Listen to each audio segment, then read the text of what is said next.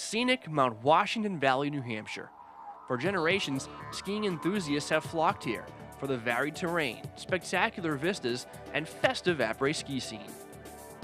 Today, with 7 alpine ski areas and 6 cross-country centers collectively offering more than 250 trails and 450 kilometers of cross-country terrain, located about 3 hours from Boston and 90 minutes from Portland, Maine, skiing continues to play an integral role in Mount Washington Valley's culture and economy.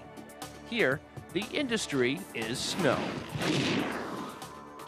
Mount Washington Valley's 7 ski resorts include Attitash, Black Mountain, Bretton Woods, Cranmore Mountain Resort, King Pine Ski Area, Shawnee Peak, and Wildcat Mountain.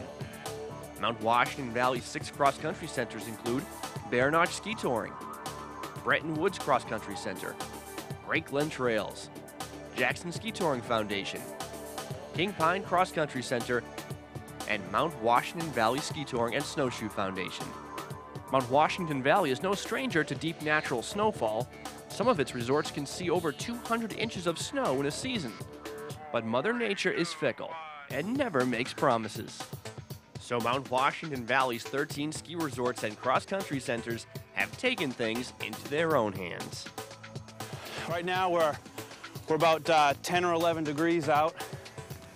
We're gonna go ahead and fire the fan up. Compressor up. Snowmaking has come a long way in recent years with new technology that is more powerful and more efficient. Today's operations are a study in science, from hydraulics to meteorology. Add in the latest grooming methods and technology, and you have the recipe for a consistently great ski experience throughout the winter, every winter. Sometimes on a sunny day, when there's no snow in your own backyard, it can be hard to believe there's a man-made blizzard raging in the high country. So we're taking you now behind the scenes at Mount Washington Valley's 13 ski resorts and cross-country centers for a close-up look at Snowmaking 101. 3, 2, 1. How does it work? And how good is that man-made snow compared to natural? We asked the experts, New England's television meteorologists, and the unsung heroes of winter, the snowmakers and operations managers at Mount Washington Valley Resorts.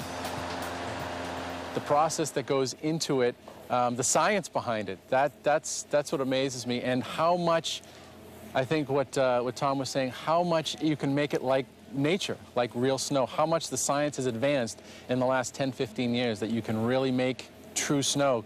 So a lot of people say you hear the man-made versus natural snow, oh, it's not as good, but you know, being here today, seeing the snow and seeing the type of snow that they can make man-made, the common person on the street, it would be tough to tell the difference. The basic ingredients are simple.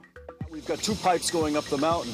One of them is filled with water and one of them is filled with compressed air. The air and the water are mixing in the gun, and what you see blowing out is that mixture. It hits that cold air, and that's what we know as man-made snow. These large amounts of snow crystals coming out. The challenge of snowmaking starts with getting these ingredients to the mountain.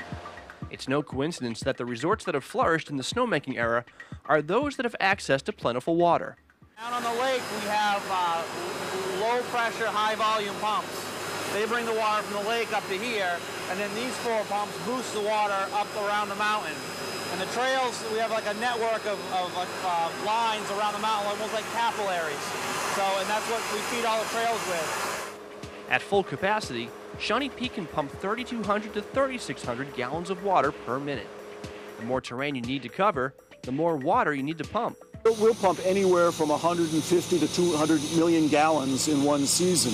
It takes about 180,000 gallons to make 1 acre a foot deep of snow. So you can see where there's a lot of water right now in front of us here in the form of snow. Now remember, that water, we're just renting that water. Springtime will come, snow will melt, and that water will go right back into the watershed. While powerful pumps deliver the water to the hydrants scattered around the mountain, snowmakers rely on old-fashioned legwork for completing its journey to the snow guns.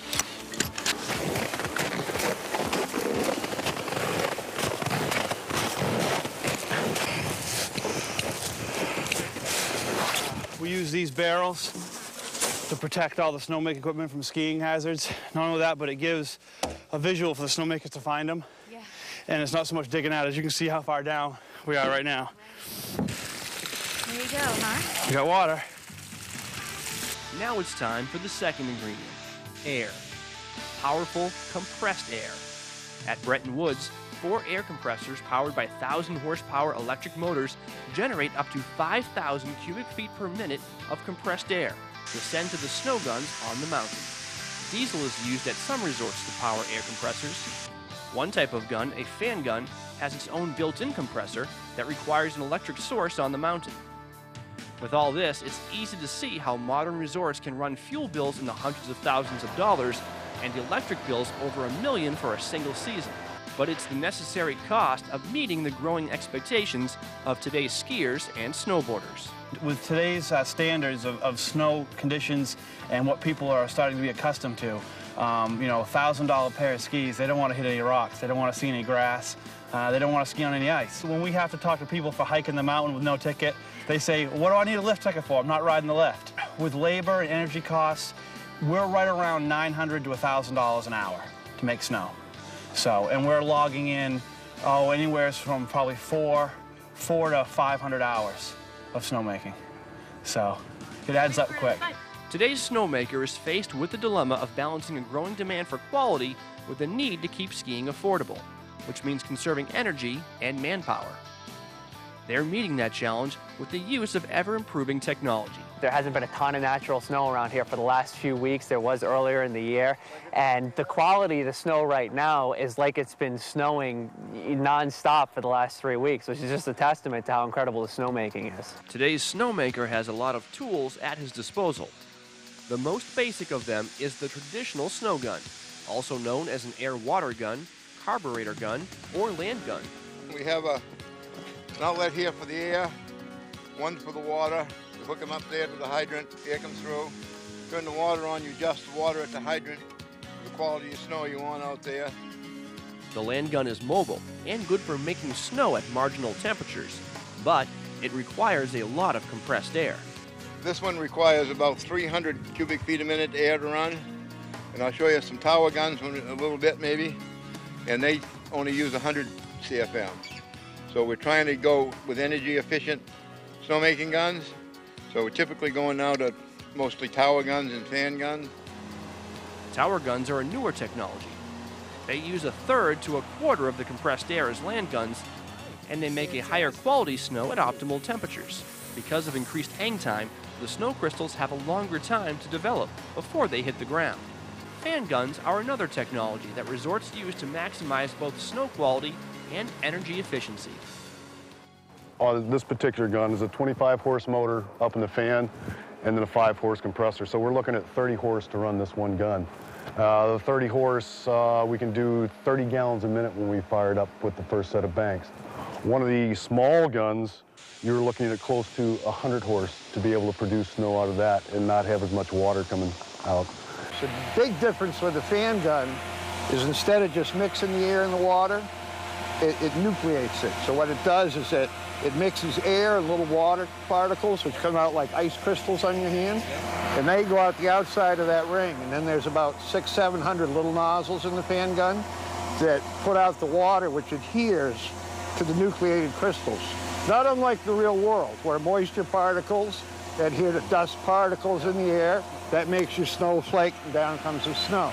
We got this big open wide area here, you know, and for manpower and labor and grooming to push the snow into this whole area, these guns here really throw the distance. There's 3 different banks on that gun. We have the always-on nozzles and then 3 other banks that we can throw on as the temperatures get colder.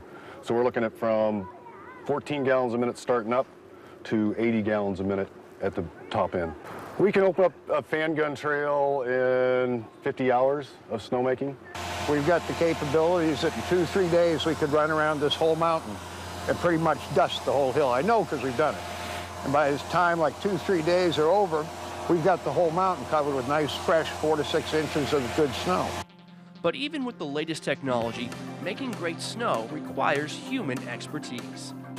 Mike, what do you got for a temperature right there at the pump house? I'd 13. like to get 10-4, 13 degrees at the pump house, thanks. And if it's colder, you put more water in, and a little less air. If it's warmer out, you put more air, less water.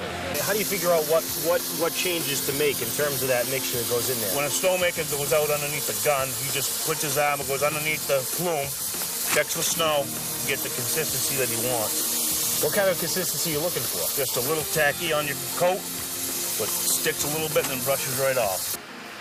If it's wet, when you get it caught in the folds, you squeeze it up, but it's just breaking back up again. Okay. So it's pretty dry. I'm gonna go give us one more bank of water, and then we're maxing that gun right out. In addition to temperature and humidity, other weather conditions play a factor in snowmaking.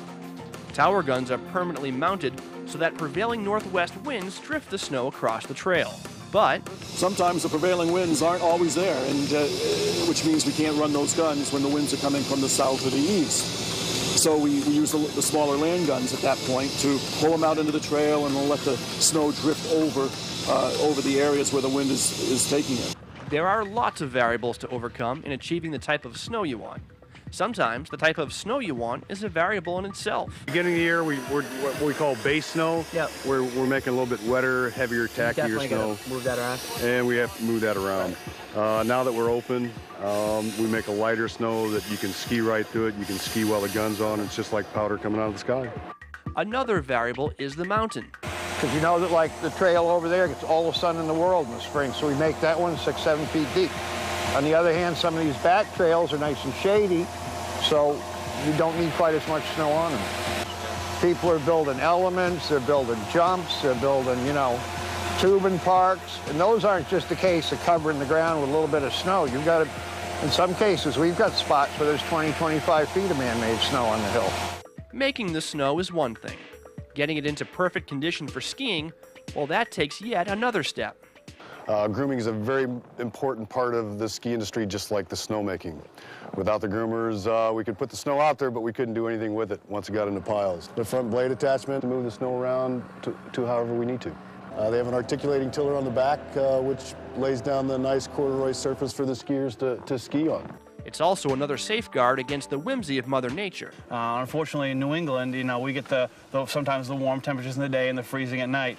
That's where our grooming equipment comes into play, tilling the snow up to a fine puree of soft, man-made, machine-groomed snow. You know, at the end of the day, sometimes the trail can be really torn up or whatever. As a matter of fact, we were on a trail last night that they were using to race, and within about half an hour, he turned that into the most beautiful surface. I just wanted to get right out of the snowcat and start skiing. It was unbelievable, unbelievable. In Mount Washington Valley, snowmaking and grooming are not limited to the slopes of alpine resorts. Some cross-country centers also make snow, so if you can't wait for the first storm to put on your skis, you don't have to. And even when there hasn't been recent natural snowfall, groomers can rejuvenate the trails, tilling up the surface and laying down perfect corduroy for skate skiing and deep tracks for classic skiing. Of course, you do need cold air to make snow, but